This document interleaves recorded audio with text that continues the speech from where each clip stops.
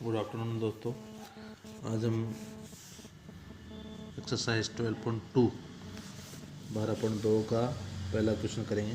नई एनसीईआरटी के अनुसार 12.2 और पुरानी एनसीईआरटी में 13.2 है। तो इसका फर्स्ट क्वेश्चन,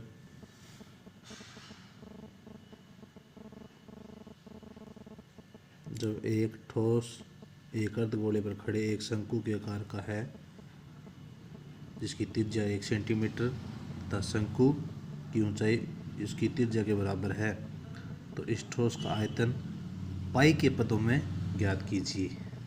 बहुत ही आसान क्वेश्चन है, चलो करते हम। पाई के पदों में यानी इसका आयतन है वो पाई के अनुसार पाई में निकालना है।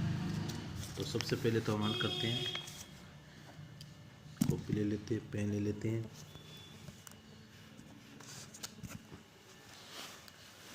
चलो बस करते हैं। दिया है एक अर्धगोले को,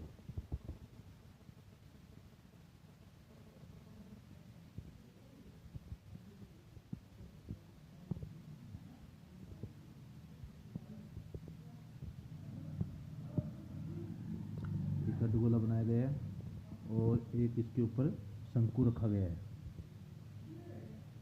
इसके ऊपर शंकु अध्यारोपित है, ये शंकु इसके ऊपर अध्यारोपित है। फिर उसने ये कहा है इसकी त्रिज्या 1 सेंटीमीटर है। ये त्रिज्या होती है अर्धगोले की, जिससे व्यास पूरा होता है और सेंटर से यहाँ तक जो लाइन होती है वो त्रिज्या होती है व्यास की आधी। ये कितनी है? 1 सेंटीमीटर। और यहाँ से ये भी त्रिज्या 1 सेंटीमीटर, यानी कि एक वृत्त के अंदर केंद्र से लेकर जो त्रिज्या होती है वो केंद्र के किसी भी किनारे से जाके टकराएगी, वो उतनी ही होगी। और उसने एक बात ये कही है कि इसकी शंकु की जो ऊंचाई है ना, ये ऊंचाई ये यहाँ से लेके यहाँ तक, इस यहाँ तक, ये भी त्रिज्या के बराबर की है। इसका मतलब क्या हुआ? त्रिज्या के बराबर यानी कि त्रिज्या 1 सेंटीमीटर है, तो इस शंकु की जो ऊंचाई है वो भी 1 सेंटीमीटर होगी। तो ये शंकु की ऊंचाई दे दी h और त्रिज्या r 1 सेंटीमीटर। और ये जो साइड वाली होती है शंकु की तिर्यक रेखा होती है, तिर्यक ऊंचाई, जो हमने पीछे हल भी की थी, लेकिन इस प्रश्न में फिलहाल करने की जरूरत नहीं है। चलो आगे देखते हैं। अब इसमें लिखना है दिया क्या है।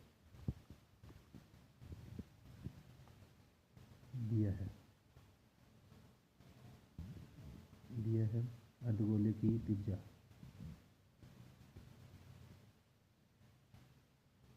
अर्धगोले की त्रिज्या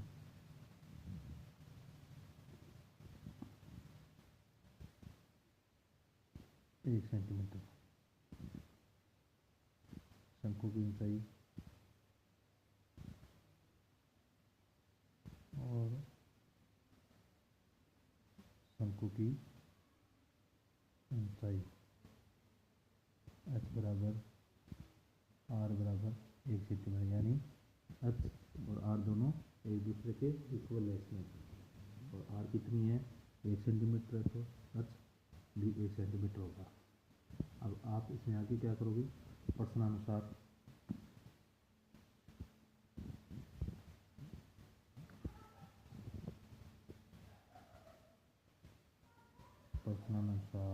यानी प्रश्न के अनुसार ठोस का आयतन, ठोस का आयतन बराबर, दो चित्र दिए इसमें, एक अर्धगोले का, अर्धगोले का आयतन प्लस शंकु का आयतन, शंकु का आयतन है ठोस का आयतन निकालना है तो इसमें अर्धगोले और शंकु का आयतन दिया है। अब इसमें एक बात ध्यान रखना दोस्तों,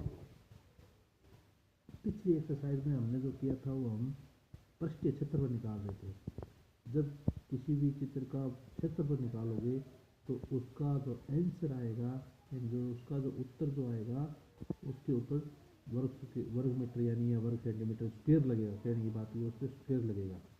और जब आप आयतन निकालोगे, जैसे कि इस एक्सरसाइज में आप आयतन निकाल रहे हो, तो आयतन निकालोगे तो जो आंसर आएगा उसके ऊपर क्यूब लगेगी, मात्र के ऊपर क्यूब आएगा। ठीक है ना। तो आप कहीं कंफ्यूज हो जाओगे, पीछे स्क्वायर लगाते थे अब बार बार क्यूब घन लगा रहे हैं।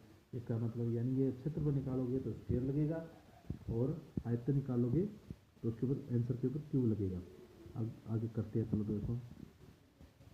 तो अर्धगोलिक आयतन, अर्धगोलिक आयतन फॉर्मूले याद करने पड़ेंगे। आप सूत्र लगाते हैं तो आपको ये फॉर्मूले ज़रूर याद करने पड़ेंगे। तो अर्धगोले का आयतन का सूत्र होता है 2/3 pi r cube. Pi r cube 3 होता है, उसको ऊपर तो 3 लगती है ना, उसको क्यूब बोलते हैं। 2 होती है उसको वर्ग बोलते हैं। प्लस शंकु का आयतन, तो शंकु का होता है 1/3 पाई आर स्क्वायर गुणा में एच। ये इसका सूत्र है। अर्धगोलिक आयतन देखो गौर से 2/3 पाई आर क्यूब प्लस से शंकु का आयतन 1/3 पाई आर स्क्वायर एच। तो इसको हल करेंगे, लेकिन सबसे पहले आप कोई आसान विधि जिसमें जो कॉमन चीज़ आपको पहले नज़र आए, उसको एक जैसी नज़र आ रही है, उसमें कॉमन बाहर निकाल लेते हैं। तो इसमें आपको क्या नज़र आ रहा है, 2/3 और 1/3 में से आप कॉमन निकालोगे तो 2 को आप गुणा में अलग कर लेते हैं, तो ये ऊपर ही जाएगा 1/3। 1/3 पाई आर क्यूब है और यहाँ पर पाई आर स्क्वायर है। तो पाई आर स्क्वायर कॉमन हमेशा छोटी संख्या ही निकलती है, कम संख्या होती है वो।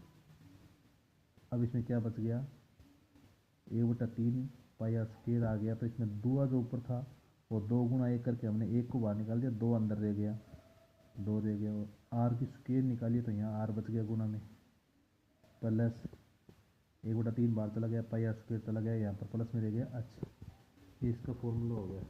इन अर्धगोले और शंकु का जब आयतन निकालना पड़ जाए तो आप डायरेक्ट ये भी लगा सकते हो, 1/3 पाई आर स्क्वायर ब्रैकेट में 2r + h। अब सीधा आपको मान रखना है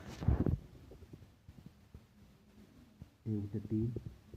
और एक बात और दोस्तों, इस प्रश्न में इसने कहा ठोस का आयतन, यहाँ लिखा है ठोस का आयतन पाई के पदों में ज्ञात कीजिए, यानी इसका आंसर पाई में निकालना है। आंसर का वो में इसका हल नहीं करना है, इसका मान पाई में निकालना है। इसलिए आप इस पाई के मान को खोलना नहीं, पाई को पाई में ही रखना है। तो 1/3 पाई का पाई रख दिया गुणा में आर। आर का मान कितना था, आर का मान 1 सेंटीमीटर है। तो आर का मान आप यहाँ पर क्या रखोगे, 1 सेंटीमीटर रखोगे और उसके ऊपर स्केल लगी हुई है, स्केल लगा देंगे। ब्रैकेट स्टार्ट 2 × आर, यानी 2 का गुणा आर के साथ, यानी आर का मान 1 प्लस एच। एच का मान भी 1 ही है, आर होगा तो एक जैसे है, बराबर 1/3 पाई 1 की स्क्वायर। 1 की स्क्वायर का मतलब 1 को 1 से मल्टीप्लाई करना है तो 1 ही आना है, और उस 1 को पाई से मल्टीप्लाई करेंगे। 1 को 1 से गुणा किया 1 आया, 1 को पाई से गुणा किया पाई आ जाएगा। ब्रैकेट में 2 को 1 से गुणा किया 2 प्लस 1, 1/3 पाई ब्रैकेट में 2 रे कितने हो गए, गुणा में 3 आ गए। तो अब जो बट्टे में 3 है ये गुणा के 3 से कट हो जाएगा। ये 3